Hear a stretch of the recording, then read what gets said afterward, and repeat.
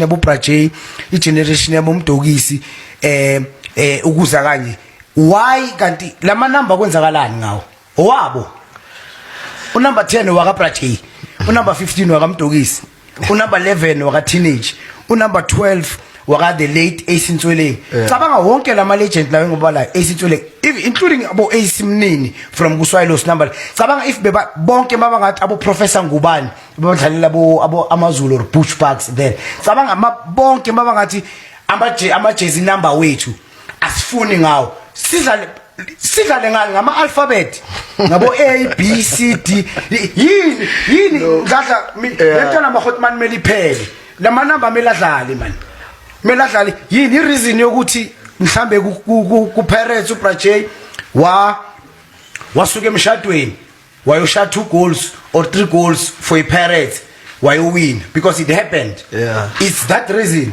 Mdokisi yini is because udlalele iChiefs kuphela icareer yakhe yonke which he did exceptionally well both. Yeah. They were exceptionally well. Don't get me wrong. The talent. That's why we call them the legends, and we look up to them. Yes. We do.